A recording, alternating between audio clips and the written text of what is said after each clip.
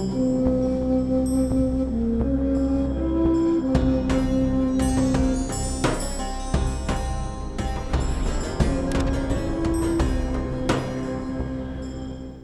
اللہ الرحمن الرحیم۔ السلام علیکم۔ پروگرام علم و حکمت میں خوش آمدید۔ میں ہوں محمد حسن الیاس۔ ناظرین کرام، آج کی اس نشست میں غامدی صاحب سے ہم ان سوالات پر جواب طلب کریں گے جو آپ حضرات کی جانب سے موصول ہوتے ہیں۔ بہت سارے ایسے موضوعات ہم دیکھتے ہیں جو انٹرنیٹ پہ، یوٹیوب پہ مختلف لوگوں کے زیر بحث آتے ہیں۔ غامدی صاحب سے اس بارے میں رہنمائی لیتے ہیں۔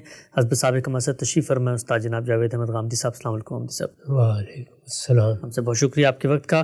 ہم سب یہ بتائیے گا کہ دین اسلام میں اقلیتوں کے کیا حقوق ہیں؟ ہم یہ دیکھتے ہیں کہ بالعموم اس حوالے سے جب گفتگو کی جاتی ہے تو مختلف واقعات کا حوالہ دیا جاتا ہے، جیسے کہ میثاق مدینہ، لیکن دوسری طرف ہم دیکھتے ہیں کہ خود میثاق مدینہ ہونے کے بعد ایک موقع کے اوپر ان کے ساتھ جنگ کا معاملہ بھی پیش آیا۔ مجھے بتائیے گا کہ کیا دین اسلام اقلیتوں کے حوالے سے کسی حقوق کا کوئی چارٹرڈ بیان کرتا ہے یا یہ اسلام کے موضوع اور اس کے دائرے سے باہر کی بحث ہے؟ اس میں چند بنیادی چیزیں پہلے جاننی چاہیے۔ ایک تو یہ کہ جس وقت اللہ کے پیغمبر کی بعثت ہوتی ہے تو ہم بارہا یہ عرض کر چکے ہیں کہ اللہ تعالیٰ کی دینونت برپا ہو جاتی ہے، یعنی دنیا ہی میں جزا و سزا کا ایک معاملہ ہوتا ہے۔ جزا و سزا کے اس معاملے کے قاعدے کیا ہیں، وہ کس اصول پر ہوتا ہے، کن مراحل سے گزر کر ہوتا ہے، اس میں پہلا قدم کیا ہے اور آخری اقدام کیا ہے، اس کی تفصیلات بارہا میں بیان کر چکا ہوں۔ میری تصنیفات میں بھی یہ بہت وضاحت کے ساتھ زیر بحث آئی ہیں۔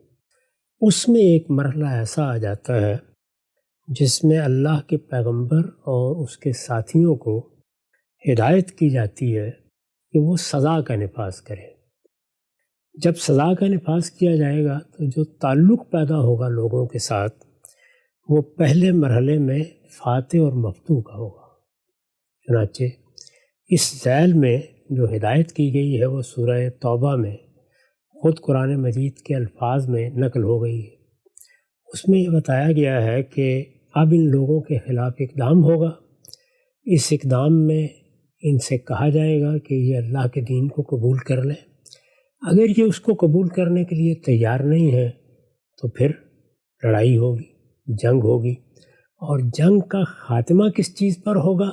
حتیٰ یؤتوا الجزیۃ عن ید وہم صاغرون۔ ٹھیک، وہ جزیہ دینے کے لیے تیار ہو جائیں۔ جزیہ محکومی کی علامت ہے، یعنی وہ اپنی محکومی کو قبول کر لیں اور محکوم قوم کی حیثیت سے مسلمانوں کے ماتحت ہو کر، زیر دست ہو کر زندگی بسر کرنے کے لیے تیار ہو جائے۔ یہاں جو تعلق پیدا ہوا ہے وہ فاتح اور مفتوح کا تعلق ہے۔ ان مفتوحین کے لیے ہماری فقہ میں جو تعبیر اختیار کی گئی وہ اہل ذمہ کی ہے۔ اہل ذمہ کا مطلب یہ ہے کہ ان کی زندگی کی ضمانت ان کو مل گئی ہے، یعنی انہوں نے محکومی کو اولاً قبول کر لیا ہے، ثانیاً یہ جزیہ دینے کے لیے تیار ہو گئے ہیں۔ جزیہ کوئی عام ٹیکس نہیں ہے جس طرح کے لوگ خیال کرتے ہیں، بلکہ یہ محکومی کی علامت سمجھا جاتا تھا، اور جب فاتحین کسی قوم کو مفتوح کر لیتے تھے تو گویا فرد فرد جزیہ دینے کا پابند ہو جاتا تھا۔ اس میں یہ نہیں دیکھا جاتا کسی کی آمدنی کیا ہے، اس نے کمایا کیا ہے، یہ لوگوں پر عائد کر دیا جاتا تھا۔ تو جزیہ گویا اس بات کی علامت تھی کہ کسی قوم نے، کسی گروہ نے یا کسی فرد نے یہ تسلیم کر لیا ہے کہ وہ اب کسی دوسری قوم کا محکوم ہے۔ اسی قاعدے کا اطلاق کیا گیا اور ذمیوں کے حقوق بیان کر دیے گئے۔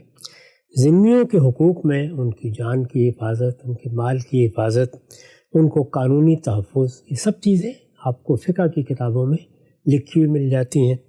جس چیز میں فرق کیا گیا وہ یہ کہ نظم حکومت تو فاتحین ہی کے پاس ہوگا، وہ اس کا حصہ بھی نہیں بنیں گے، الا یہ کہ کسی موقع پر ان کی خدمات کی کوئی ضرورت پڑ جائے، یعنی یہ ان کا حق نہیں ہے بلکہ فاتحین کی ثوابدید ہے، وہ چاہیں تو انہیں اس میں شامل کر لیں۔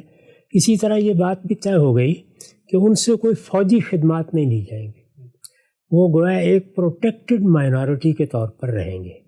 تو یہ کسی گروہ کو یا کسی فرد کو یہ حیثیت دے کر اس کے تمام جان، مال، آبرو کے حقوق کی حفاظت کی ضمانت دینا، یہ طریقہ اختیار کیا گیا۔ یہ چیز رسالت مآب صلی اللہ علیہ وسلم اور صحابہ کے بعد ختم ہو گئی۔ ٹھیک، یعنی اس کا کوئی تعلق شریعت کے عمومی قانون سے نہیں تھا۔ یہ تو در حقیقت ایک معاملہ تھا جو پیغمبر کے تحت ہوتا ہے، پیغمبر کے زمانے میں ہوتا ہے، اور اللہ کی ایک سنت کا ظہور ہے۔ لیکن اس دوران جو امن کے معاہدے ہوتے ہیں ہم سب، ان کی پھر کیا نوعیت ہوتی ہے؟ پہلے مرحلے میں دعوت دی جائے گی، انذار کیا جائے گا، مختلف مراحل سے آپ گزریں گے۔ جزا و سزا کا مرحلہ تو آخر میں آتا ہے، تو اس سے پہلے آپ معاہدات کریں، اس سے پہلے آپ کسی کے ساتھ مل کے رہیں۔ رسول اللہ صلی اللہ علیہ وسلم اور صحابہ مشرکین عرب کے اندر ہی رہتے تھے، وہاں ان کے ساتھ گویا ایک قبائلی نوعیت کا معاہدہ ہی تھا جو پہلے سے چلا آ رہا تھا۔ اس کے بھی اپنے حقوق تھے، انہی حقوق کے تحت قبیلے ایک دوسرے کی حفاظت بھی کرتے تھے۔ ٹھیک، رسالت مآب صلی اللہ علیہ وسلم کو مکے میں کوئی اقتدار حاصل نہیں تھا، وہاں جو نظم پہلے سے مشرکین نے قائم کر رکھا تھا، یا بنی اسماعیل نے یا قریش نے، اسی کے تحت آپ بھی زندگی بسر کرتے تھے۔ وہ بھی اگر آپ کے کہیے تو ایک غیر تحریری معاہدہ ہوتا ہے، ٹھیک، یعنی قبائلی رسوم ہے، کیا عرف بن گیا ہے، اس کے تحت لوگوں کے حقوق طے ہوتے ہیں، اور انہی کے تحت لوگ اپنے معاملات انجام دیتے رہتے ہیں۔ چنانچہ جو لوگ باہر سے آتے تھے ان کے بارے میں بھی یہ معلوم ہے کہ وہاں کچھ معاہدات ہوئے تھے، جس میں سے ایک معاہدے میں خود رسول اللہ بھی شریک ہوئے اور بعثت سے پہلے شریک ہوئے، اور وہ لوگوں کو انصاف دینے کا ایک معاہدہ تھا۔ اسی طرح جب مدینہ میں رسول اللہ آئے تو پہلا مرحلہ تو جزا و سزا کا نہیں ہے، ٹھیک، پہلا مرحلہ تو انذار ہے، دعوت ہے، انذار عام ہے، اس کے بہت سے مراحل گزریں گے، پھر اللہ کی حجت پوری ہو جائے گی، پھر اللہ تعالیٰ جزا کا یا سزا کا اعلان کرتے ہیں۔ جزا ان لوگوں کے لیے جو پیغمبر کو مانتے ہیں، اور سزا ان کے لیے جو پیغمبر کے منکرین ہوتے ہیں۔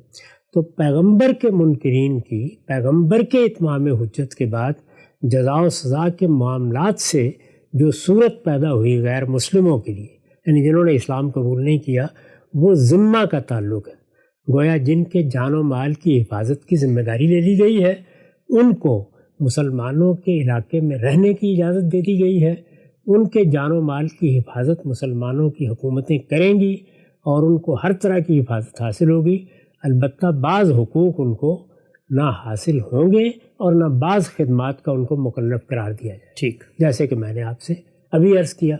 ان سے متعلق پھر آپ کو فقہ میں بہت سے خصوصی قوانین بھی ملتے ہیں، وہ حالات کے لحاظ سے بنتے بھی رہتے ہیں، اور ان میں تبدیلیاں بھی ہوتی رہتی ہیں۔ دوسرا پہلو یہ ہے کہ کوئی فاتح اور مفتوح کا تعلق تو پیدا نہیں ہوا۔ اگر فاتح اور مفتوح کا تعلق پیدا نہیں ہوتا تو قدیم زمانے میں پھر معاہدات ہوتے تھے، یعنی کسی علاقے پر یہ خطرہ پیدا ہو گیا ہے کہ کوئی شخص حملہ کر دے گا یا کوئی قوم حملہ کر دے گی۔ اب مخاطبین یہ طے کرتے تھے کہ کیا ان کو مقابلہ کرنا ہے، میدان میں اترنا ہے، باقاعدہ جنگ یا قتال کے بعد طے ہونا ہے کہ وہ دنیا میں فاتح ہو کر رہیں گے یا مفتوح ہو کر رہیں گے، وہ حاکم ہو کر رہیں گے یا محکوم ہو کر رہیں گے۔ تو یہ فیصلہ میدان جنگ میں ہونا ہے۔ اگر میدان جنگ میں نہیں ہونا تو پھر کچھ معاہدہ ہو جاتا تھا، معاہدے میں جو شرائط طے کر لی جائے ان کے مطابق معاملہ ہو جاتا تھا۔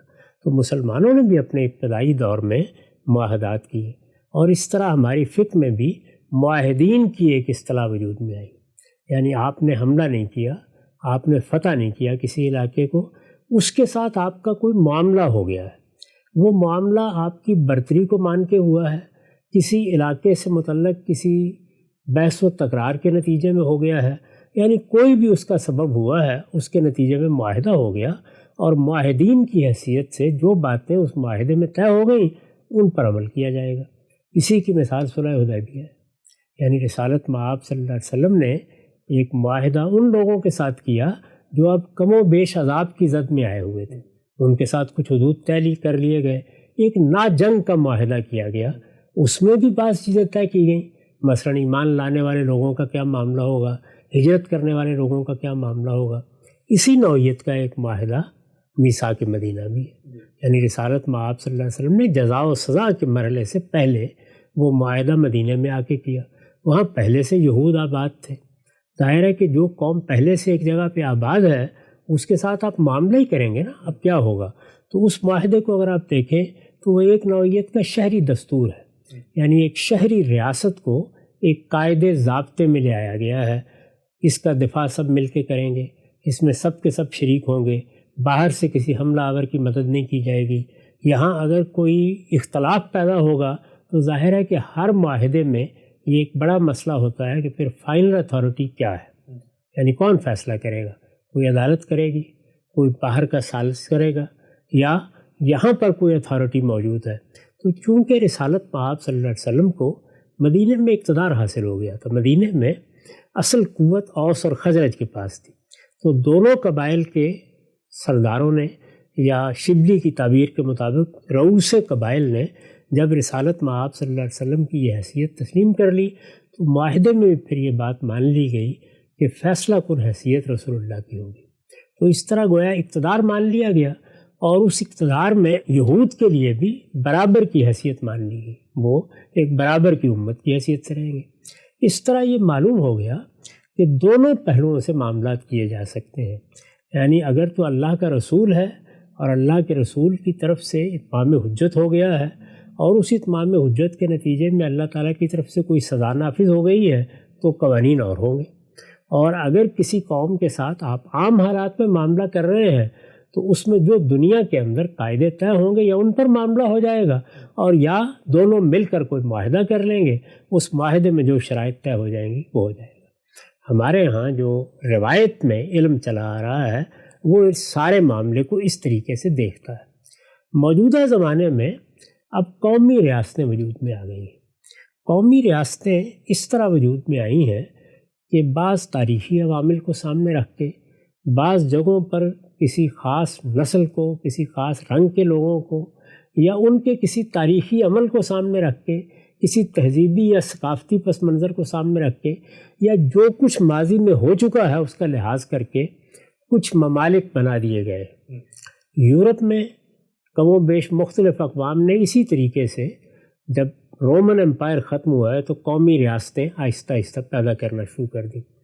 اسی طرح کا معاملہ پہلی اور دوسری جنگ عظیم کے بعد ہمارے ہاں ہوا ہے، یعنی جو تاریخی پس منظر، ثقافتی پس منظر، کوئی نسل کا، کوئی رنگ کا، کوئی زبان کا، یعنی جن چیزوں سے بھی کوئی وحدت وجود پذیر ہو سکتی ہے، جیسے کہ خود ہندوستان میں مذہب کی بنیاد پر یہی فیصلہ کیا گیا کہ کچھ ریاستیں بنا دی ہیں، وہ عراق بن گیا، وہ شام بن گیا، وہ یہ بن گیا، وہ بن گیا۔ بعض اوقات جغرافیہ بھی اس طرح کی وحدت پیدا کر دیتا ہے۔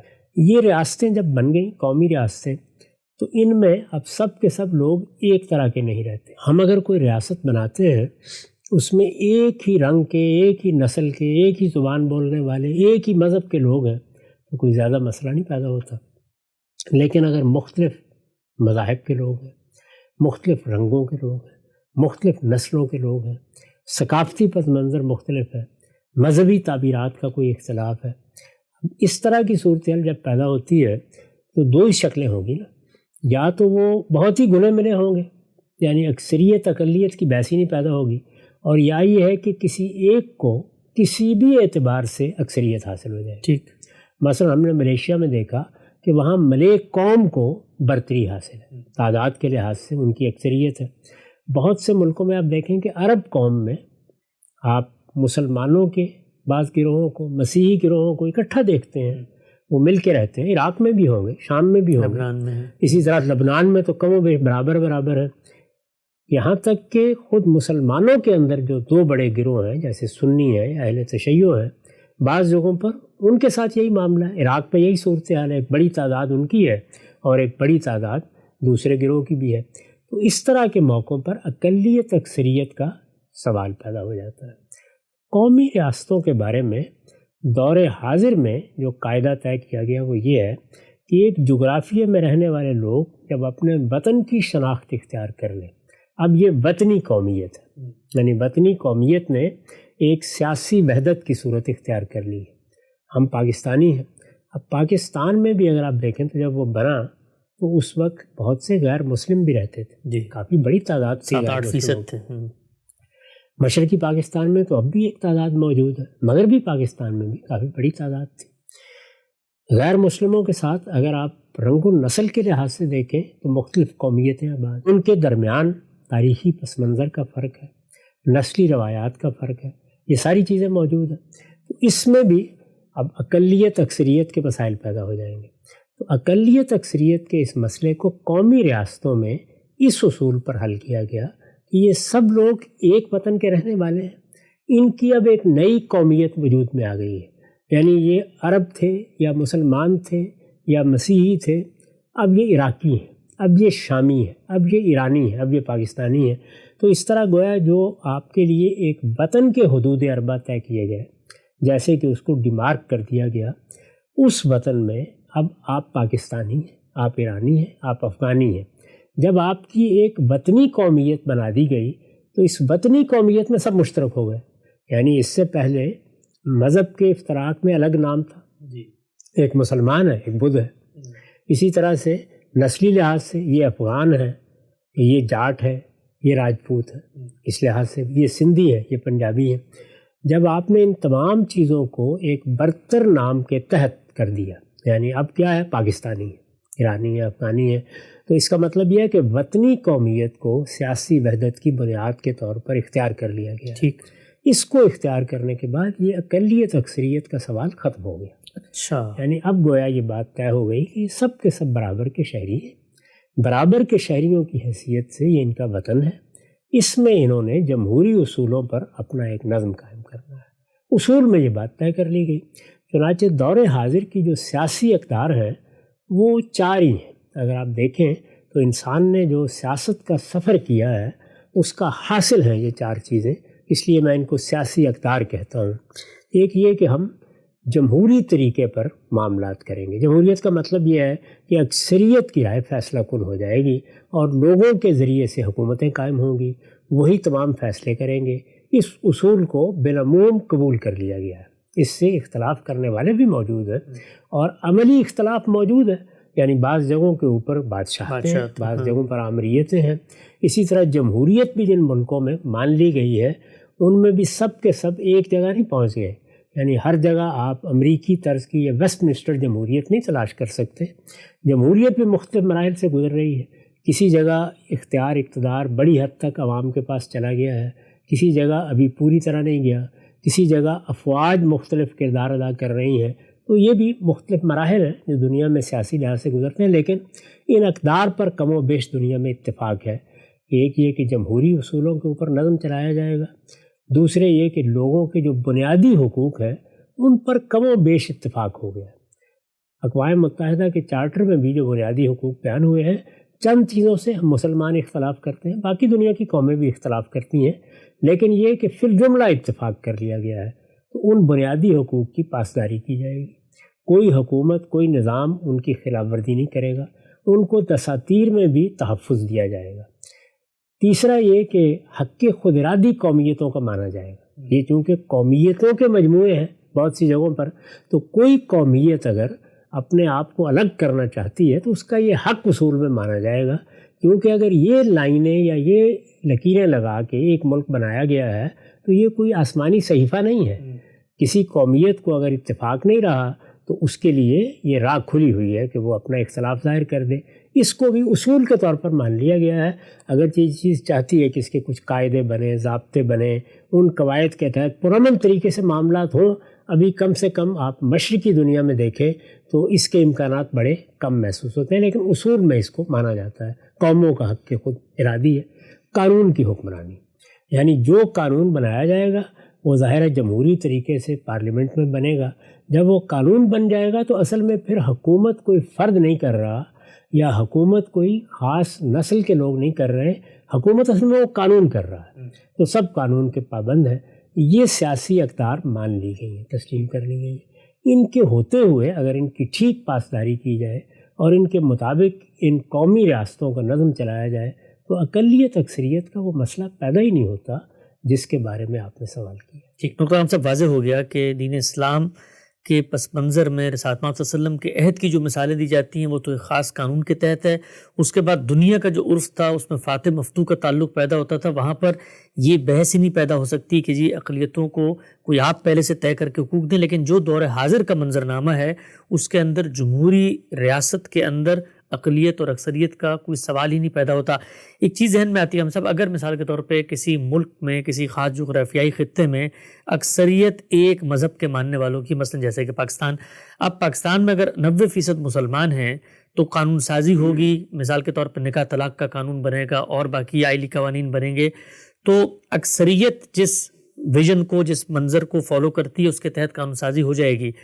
اسی ریاست کے اندر اگر کوئی اقلیت بھی رہتی ہے، یعنی کم تعداد میں بھی لوگ رہتے ہیں، تو ووٹ کے سوال کریں گے جی کہ ہمارے لیے ہمارے قانون، ہمارے دین کے مطابق آپ فیصلہ کریں، تو بحث تو پھر بھی کہیں نہ کہیں پیدا ہو جائے گی، اس لیے کہ جب اکثریت ایک جگہ آباد ہے تو اکثریت تو اپنے نظریات کی روشنی میں قانون سازی کرے گی، تو پھر اقلیت اپنے حقوق کا دعویٰ لے کر تو آ جائے گی وہاں پر۔ اس میں بھی چند باتیں سمجھ لینی چاہیے۔ سب سے پہلی چیز یہ ہے کہ یہ حکومتوں کا کام نہیں ہے کہ وہ شخصی معاملات میں مداخلت کریں، یعنی شخصی معاملات میں لوگ اپنے اپنے طریقے سے معاملات طے کرتے ہیں۔ مجھے کیا لباس پہننا ہے، مجھے کس نوعیت کی وضاحت اختیار کرنی ہے، مجھے کیا تعلیم پانی ہے، مجھے کہاں شادی کرنی ہے، یہ سب چیزیں شخصی معاملات ہیں۔ ان شخصی معاملات میں پہلی اصولی بات تو یہ ہے کہ ریاست کو کوئی مداخلت کرنی نہیں چاہیے۔ اچھا، اس کے بعد یہ ہے کہ جو شخصی معاملات فریقین کے مابین ہوتے ہیں، جیسے کہ مثلا نکاح طلاق کا معاملہ ہے جی، اس میں ایک عورت ایک مرد کے درمیان معاملہ ہوتا ہے، پھر بچے پیدا ہو جاتے ہیں تو وہاں پر بھی ظاہر ہے کچھ حقوق فرائض کے مسائل پیدا ہو سکتے ہیں۔ اس طرح کے معاملات میں دو طریقے اختیار کیے جا سکتے ہیں۔ وہ یہ ہے کہ اول تو لوگ اپنے طور پر سلجھا لیں۔ خود قرآن نے یہی تلقین کی ہے کہ اگر کوئی اس طرح کا جھگڑا پیدا ہو گیا ہے تو بیوی کی طرف سے بھی شوہر کی طرف سے بھی ایک ایک حکم بیٹھے اور معاملات کو سلجھا دے۔ یہ تعلیم خود بتا رہی ہے کہ یہ شخصی معاملات ہیں، یہ اگر شخصی سطح پر طے ہو جائیں یا اپنی برادری کی سطح پر یا اپنے خاندان کی سطح پر تو یہی ان میں خیر ہے اور یہی ہونا بھی چاہیے۔ انہی کی بنیاد کے اوپر ظاہر ہے لوگوں کے لیے شادی، بیاہ، طلاق اس کے کچھ عرف بن جاتے ہیں۔ ہمارے ہاں اس میں ایک قانون ہے جو اللہ تعالیٰ نے دے دیا ہے، اس قانون کے پیچھے بھی بہت سے عرف کے پہلو موجود ہیں اور اس قانون کے بھی پھر آگے پروسیجر میں بہت سی چیزیں سوسائٹی طے کرتی رہتی ہے۔ تو ہمارے ہاں اس کے لیے فقہ میں پھر بہت سی چیزیں طے بھی کی گئی ہیں۔ تو اگر فرض کر لیجئے کہ اس طرح کا کوئی معاملہ جو نزاع کی صورت اختیار کر گیا ہے اور وہ ریاست کے پاس آیا ہے، تو ریاست دو طریقے اختیار کر سکتی ہے۔ ایک طریقہ یہ اختیار کر سکتی ہے کہ عدالتوں سے یہ کہا جائے کہ ان لوگوں کا جو مذہب ہے، جو ان کا عرف ہے، جو ان کا رواج ہے، ان کے مطابق آپ فیصلہ کریں۔ اس عرف کو، اس رواج کو آپ باقاعدہ بھی کہہ سکتے ہیں، اس کو قاعدوں و ضابطوں میں بدل سکتے ہیں۔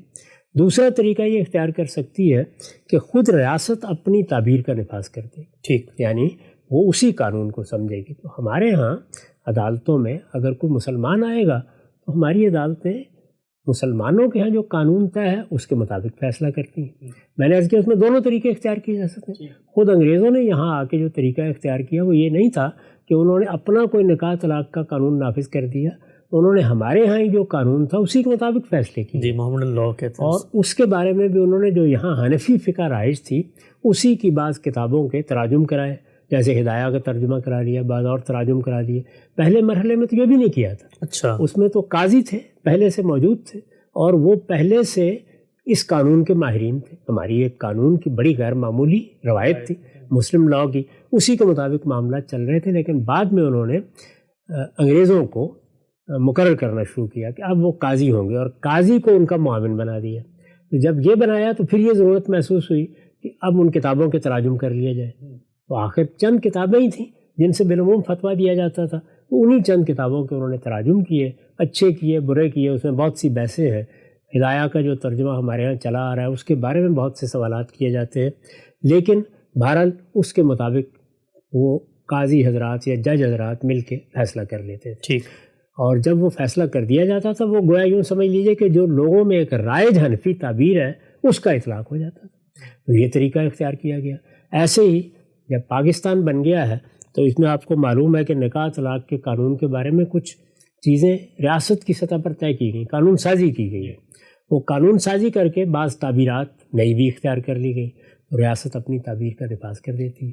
میری اگر ذاتی رائے پوچھیں تو میرے نزدیک سب سے اچھا طریقہ وہی ہوتا ہے کہ سوائے اس کے کہ کوئی بے انصافی کا ازالہ کرنا ہے یا کسی حق تلفی کا ازالہ کرنا ہے، ورنہ لوگوں کا جو عرف ہے، جو ان کا رواج ہے، جو ان کے یہاں پہلے سے قانون موجود ہے، وہ مذہبی بھی ہو سکتا ہے، وہ رواجی بھی ہو سکتا ہے، اسی کے مطابق معاملات طے کیے جائیں۔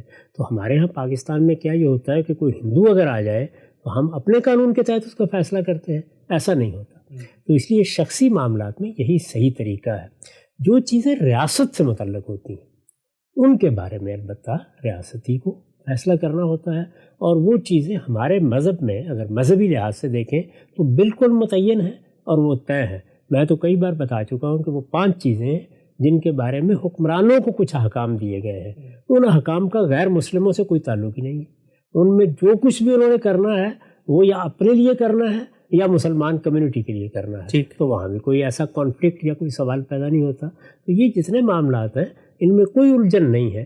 اسلام نے کسی جگہ ہمیں پابند نہیں کیا کہ ہم لازماً جو کچھ ہمارا قانون ہے یا ضابطہ ہے اس کو دوسروں پر بھی نافذ کر دیں گے۔ اگر وہ چاہیں گے تو ان پر بھی نافذ ہو جائے گا، اگر وہ سمجھتے ہیں کہ نہیں ہونا چاہیے نافذ تو کوئی بات نہیں، جو معاہدہ آپ کر لیں اس کے لحاظ سے معاملات ہو جائیں گے۔ ٹھیک، نقطہ بالکل واضح ہو گیا۔ آگے بڑھاتے ہیں سلسلہ گفتگو کو۔ اچھا عام صاحب، یہ بات آپ نے فرمائی کہ جو جمہوری ریاست ہوتی ہے اس کے اندر اقلیت اکثریت کی کوئی بحث نہیں ہوتی، تو یہ کیا وجہ ہوئی کہ اس وقت ہمارا ملک بنا تو ہمارے تو کہا جاتا ہے کہ جھنڈے میں بھی یہ سفید رنگ جو ہے وہ اقلیتوں کے حقوق کے تحفظ کی ایک ضمانت اور علامت ہے، یہ بحث کیوں پیدا ہوئی؟ عقل یہ کہتی ہے کہ جس وقت ایک طبقے کو اقتدار حاصل ہو، اگر مسلمان اکثریت ہے ان کو پاور ہے، تو جو پاور میں ہوتا ہے ظاہری بات ہے اس نے جو وہ لوگ جو مائنورٹی میں ہیں، کم تعداد میں ہیں، ان کے حقوق کے تحفظ کا دلاسا یقین ان کو دلایا جاتا ہے۔ تو کہیں نہ کہیں اکثریت اور اقلیت کی بحث جمہوری ریاستوں کے اندر بھی آپ سے آپ پیدا ہو جاتی ہے، اس لیے کہ جو اقلیت ہوتی ہے وہ کبھی بھی اقتدار تک نہیں پہنچ سکتی اس طرح سے۔ یہ بالکل ٹھیک ہے، یعنی جب بھی آپ کسی قوم کا جائزہ لیں گے تو اس میں یہ مسئلہ پیدا ہو جائے گا کہ وہاں کیا ایک مذہب کے لوگ اگر اکثریت رکھتے ہیں تو وہ مذہب سے بالا تر ہو کر نمائندے منتخب کرنے کے لیے تیار ہے، یعنی کیا فی الواقع یہ صورت پیدا ہو گئی ہے، یا مثال کے طور پر کسی خاص نسل سے تعلق رکھتے ہیں تو اس سے بالا تر ہو کر نمائندے منتخب کرنے کے لیے تیار ہیں۔ بالعموم مشرقی ملکوں میں یہ صورت نہیں ہے، لیکن مغربی ملکوں میں یہ صورت بن چکی ہے، بالکل ایسے ہی، یعنی وہ ایک لمبا سفر طے کر چکے ہیں۔ یہ دیکھا ہے آپ نے کہ لندن جیسے شہر میں ایک پاکستانی میئر منتخب، برطانیہ کا وزیر اعظم ہندو سے، برطانیہ کا وزیر اعظم ایک ہندو منتخب ہو گیا۔ اسی طریقے سے ہم نے دیکھا ہے اسکاٹ لینڈ میں مسلمان منتخب ایک مسلمان منتخب ہو گیا۔ یہی صورتحال کم و بیش امریکہ میں بنتی جا رہی ہے، لیکن بعض جگہوں پر یہ ضروری نہیں ہے کہ ایسا، مثلا یورپ کے بہت سے ملکوں میں ابھی معاملات کی یہ نوعیت نہیں ہے ٹھیک کہ وہاں ایسا ہو جائے۔ چھوٹے پیمانے پر بعض منصب دوسروں کو مل جاتے ہیں، لیکن بڑے پیمانے پہ ایسا نہیں ہوتا۔ ملیشیا میں ہم نے دیکھا کہ ملے قوم کی اکثریت ہے، تو وہاں پر انہوں نے مسئلے کو اس طریقے سے حل کیا کہ تینوں کی مختلف جماعتیں بن گئی، 3 بڑے گروہ ہیں جی، یعنی ملے مسلمان ہیں، چینی ہیں، چینی اور مسلمان بھی ہیں، مسیحی بھی ہیں، لیکن زیادہ تعداد ظاہر ہے پرانے چینی مذہب کی ہے یا بدھ مت کی ہے، یا پھر ایک اقل یقین تعداد اس میں مسیحیوں کی ہے۔ ہندو بھی موجود ہیں، ان کی بھی ایک کافی بڑی تعداد ہے۔ تو انہوں نے اپنی اپنی سیاسی جماعتیں بنا لی اور پھر ان سیاسی جماعتوں کا انہوں نے ایک متحدہ محاذ بنا لیا۔ ٹھیک، تو وہاں انہوں نے یہ طریقہ اختیار کر لیا، اس میں پھر نمائندگی ہو جاتی ہے۔ جب ایک متحدہ محاذ بن گیا تو جس کو بھی کھڑا کر دیا جائے گا پھر وہ سب کا نمائندہ ہوگا۔ تو یہ ایک سفر ہے جو کوئی بھی معاشرہ طے کرتا ہے، یعنی لوگ کب اتنے بلند ہو جائیں گے کہ وہ ریاست کے اور سیاست کے معاملات کو مذہبی حوالے سے، رنگ و نسل کے حوالے سے نہ دیکھیں، بلکہ اس کو ریاست کے نظم کی بہتری کے لحاظ سے دیکھیں۔ یہ چیز ظاہر ہے کہ اتنی آسانی سے حاصل نہیں ہوتی۔ تو پاکستان میں تو معاملے کی نوعیت یہ تھی کہ ابتدا ہی سے ایک بڑی بحث پیدا ہو گئی، کیونکہ یہ مذہب کی بنیاد پر الگ ہوا تھا، یعنی مذہب کو قومیت کی بنیاد بنایا گیا تھا، مسلم قومیت کی بنیاد پر، یعنی یہ نہیں کہ فلاں نسل کے لوگ الگ اپنا علاقہ مذہب وجہ بنی ہے۔ جیسے مثال کے طور پر کشمیری اپنی ایک الگ ریاست مانگ رہے ہیں یا تامل اپنی ایک الگ ریاست مانگ رہے ہیں، تو یہاں صورت یہ تھی کہ مسلمان اپنی ایک الگ ریاست مانگ رہے ہیں، تو اس وجہ سے مسلمان اکثریت تھی۔ پھر یہ کہ جو اس کے لیے موومنٹ چلی، تحریک اٹھی، اس تحریک میں بھی مذہبی ریاست، اس طرح کے بہت سے تصورات کا غلبہ ہوا۔ مسلمانوں کی بہت بڑی اکثریت تھی، تو ان کے اندر یہ خواہش پیدا ہوئی کہ ان کی عظمت رفتہ کی بازیافت کی بھی ایک صورت نکلی ہے۔ ان کو ایک نیا ملک ملا ہے، تو اس میں وہ گویا اپنے ہاں جو تسلسل ختم کر دیا تھا استعمار میں، اس کے انقطاع کو دور کریں گے۔ تو اس طرح کے بہت سے جذبات مل گئے، تو پہلے دن سے ہی مذہبی ریاست اور قومی ریاست کی بحث شروع ہو گئی۔ ٹھیک، یہ بحث بڑی آسانی کے ساتھ طے کی جا سکتی تھی اگر مذہب کے معاملے میں بھی ہم مذہبی فکر کے معاملے میں، ظاہر ہے کہ مذہب تو ان سب چیزوں سے بالا تر ہے، مذہبی فکر کی ریکنسٹرکشن سے یا تشکیل جدید سے گزر گئے ہوتے، جیسے کہ علامہ اقبال نے اس کی بنا ڈال دی تھی۔ اس کے بعد بہت سے معاملات حل ہو جاتے، لیکن وہ نہیں ہوئے۔ چنانچہ ہمارے ہاں یہ بحث نہ صرف یہ کہ پہلے دن سے پیدا ہو گئی، بلکہ قرارداد مقاصد کے منظور ہونے کے بعد یہ معلوم ہے کہ بعض لوگوں نے ہجرت کر لی، وہ ملک چھوڑ کے چلے گئے جو اقلیتوں سے تعلق رکھتے تھے، اور بعد میں بھی پھر بہت سے حوادث ہوتے رہے یہاں، جس کے نتیجے میں مشرقی پاکستان کی بھی علیحدگی ہو گئی۔ تو ہم اس مسئلے میں ایک خاص مرحلے سے گزر رہے ہیں، اور کہا جا سکتا ہے کہ آہستہ آہستہ شاید اس میں بھی تنقیح ہو کے ہم کسی واضح قدر کو اختیار کر لیں گے، تاہم ابھی مسائل موجود۔ ایک نقطہ واضح ہو گیا۔ اچھا ہم صاحب، ایک عملی مشکل کا حل بیان فرمائیے گا۔ ایک ملک میں مثال کے طور پہ ایک مذہب کے ماننے والوں کی اکثریت ہے، جیسے کہ پاکستان ہے، وہاں مسلمان ہیں۔ اب اسلام زندگی کے بارے میں کچھ ہدایات دیتا ہے، کوئی غیر مسلم اقلیت اٹھ کے کہتی ہے کہ جی یہ جو ہدایت آپ کی ہے، مثال کے طور پہ آپ کے نزدیک زنا ایک بہت بڑا گناہ ہے، جرم ہے، لیکن میں تو مثال کے طور پہ ملحد ہوں، میں تو مانتے ہی نہیں ہوں اس سب کو، تو میں تو زنا کو جرم نہیں مانتا۔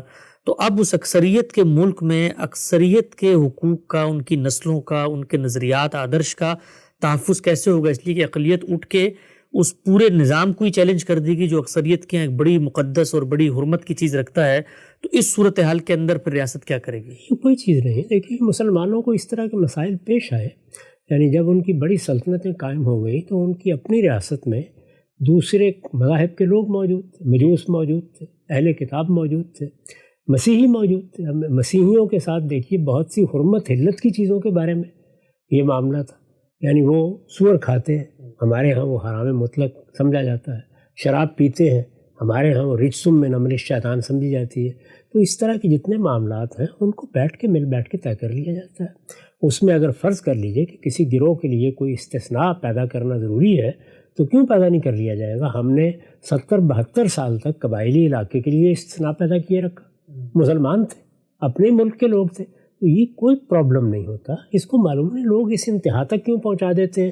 سوسائٹی ایک ارتقائی عمل سے گزر رہی ہوتی ہے، اس میں جو حالات ہوں گے، جو لوگوں کا ذوق ہوگا، اس کے لحاظ سے مل بیٹھیں گے، مل بیٹھ کے طے کر لیں گے۔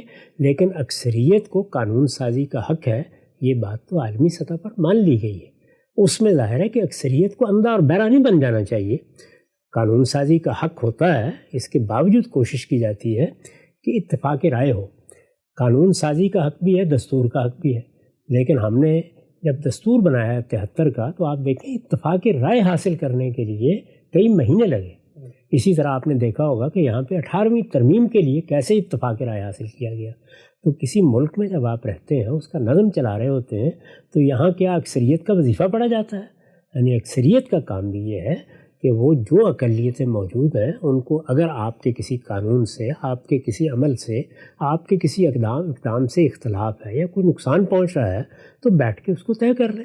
اس کے درمیان میں مستثنیات بھی ہوتی ہیں، اس کے درمیان میں بہت سے معاملات جو ہیں ان میں نئی قانون سازی بھی کی جا سکتی ہے، اس میں اسلام مانے نہیں ہوتا۔ آپ نے یہ بات متعدد دفعہ فرمائی ہے کہ جمہوری معاشرے کے اندر اکثریت اور اقلیت کی بحث پیدا ہی نہیں ہوتی، چونکہ سب مساوی حقوق رکھتے ہیں، سب اس مملکت، اس خطے کی جو بنیادی شناخت ہے اس میں کھڑے ہوتے ہیں۔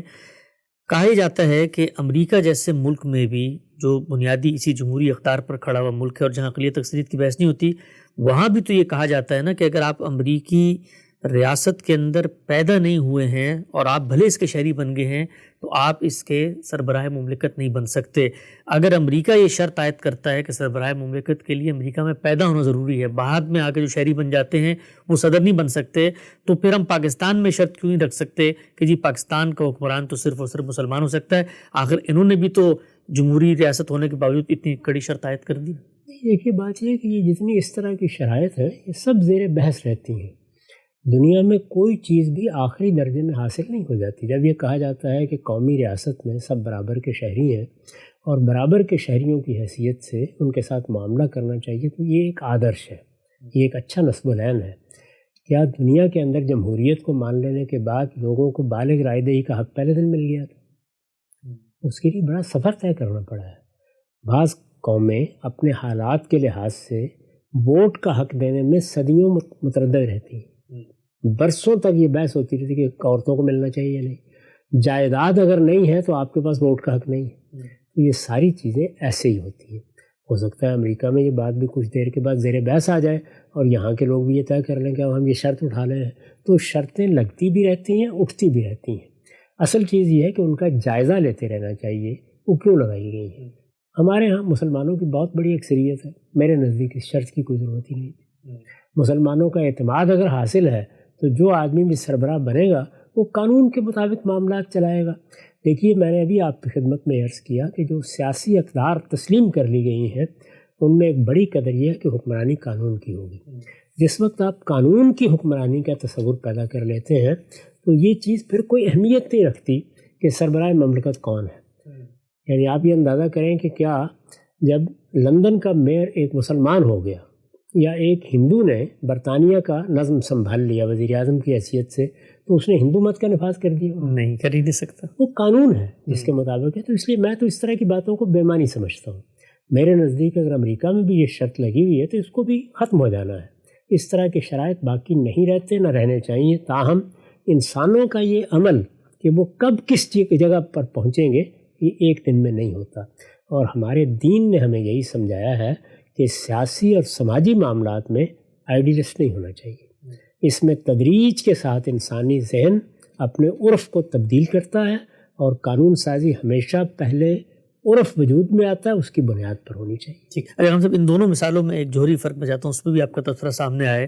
امریکہ میں اگر کوئی آ کر آباد ہوتا ہے اور وہ پھر یہ حقوق مانگتا ہے کہ جی مجھے بھی ملک کا سربراہ مملکت بننے کی اجازت ہونی چاہیے اور قانون اس کو نہیں دیتا، یہ بہت فرق رکھتی ہے صورتحال پاکستان میں، کیونکہ وہاں پر یہ جو غیر مسلم ہے کہیں باہر سے آ کر آباد نہیں ہوئے، بلکہ اس خطہ ارض میں جہاں ان کی نسلیں رہتی تھیں اس خطہ ارض کو مسلمانوں نے مل کر ایک ملک کا نام دے دیا، انگریزوں نے اس کو ایک سالمیت دے دی، تو وہ جو لوگ ہیں وہ تو وہاں پر رہتے ہیں، وہ کوئی باہر سے نہیں آئے کہ جن کو حقوق ہم نے جا کر دینے ہوں گے۔ یہ بالکل درست فرمایا آپ نے۔ اب یہ استدلال ہے نا، تو اس استدلال کا لوگوں کو قائل ہونا ہے۔ ظاہر ہے قائل آپ اکثریتی کو کریں گے، تو یہ قائل معقول ہونے کا عمل ایک دن میں نہیں ہو جاتا۔ پہلی بات یہ ہے کہ کیا کوئی اسلام نے پابند کیا ہے یہ کہ ایسا کرے؟ نہیں۔ تو اس کا مطلب یہ ہے کہ انسانوں نے مل کے بعض چیزیں طے کرنی ہے۔ انسانوں نے جو چیزیں مل کے طے کرنی ہیں وہ وقت کے ساتھ تبدیل ہوتی رہتی ہیں۔ میں نے تو پہلے ہی عرض کیا ہے، بہرحال لکھ بھی چکا ہوں میں، کہ ان سب چیزوں کی کوئی ضرورت نہیں تھی۔ یعنی یہ سب نہ ہوتی تب بھی معاملات درست چلتے۔ جو چیزیں کرنے کی تھیں وہ بدقسمتی سے ہمارے ہاں نہیں ہوئی۔ تو یہ وہ چیز ہے جس کے بارے میں پہلے ہمیں یہ سمجھنا چاہیے کہ سیاسی اور سماجی معاملات یہ میری اور آپ کی خواہش یا مجرد استدلال پر یکدم نہیں ہو جاتے۔ ان کے لیے طریقہ یہ ہوتا ہے کہ جو کچھ بھی آپ چاہتے ہیں کہ وہ ہو، جس کو آپ مثالی سمجھتے ہیں، پہلے آپ اس کو پیش کریں، اس کے لیے استدلال کریں۔ لوگوں نے اگر اس کے خلاف کوئی دلائل قائم کیے ہیں ان کا آپ جواب دیں، یہاں تک کہ قوم کے اندر ایک اجتماعی رائے پیدا ہو جائے۔ یہ تو بڑی معقول بات ہے۔ جب معقول بات اپنی معقولیت منوا لے گی تو اس کے تحت خود بخود قانون سازی میں تبدیلی ہو جائے گی۔ نقطہ بالکل واضح ہو گیا۔ ہم سے آج کی نشست کا آخری سوال آپ کی خدمت میں، آپ نے فرق بتایا کہ پیغمبر کی موجودگی میں جو معاملات ہوتے ہیں اس کی نوعیت کیا ہوتی ہے۔ اس وقت قومی ریاست وجود پذیر ہوئی ہے تو وہاں پر اکثریت اقلیت کی بحث کیسے ہوتی ہے۔ اس دور کے اندر اس خطہ ارض میں جہاں پر پیغمبر کو مبعوث کیا گیا تھا، اس کو ہم جزیرہ نما عرب کہتے ہیں، آج بھی تقریباً 6-7 ممالک پر مشتمل ہے، اس کے بارے میں آپ بھی مختلف مواقع پہ کہتے رہتے ہیں کہ غیر مسلم وہاں پر مستقل شہریت اختیار نہیں کر سکتے، تو وہاں پر آج بھی اقلیت اور اکثریت کی وہ بحث پیغمبر ہی کے کانٹیکسٹ میں ہوگی، نہ کہ جو قومی ریاستیں بن چکی ہیں ان کے کانٹیکسٹ میں۔ اس میں کوئی شک ہی نہیں ہے کہ وہ جزیرہ نما عرب کو اللہ تعالیٰ نے اپنے لیے خاص کر لیا ہے۔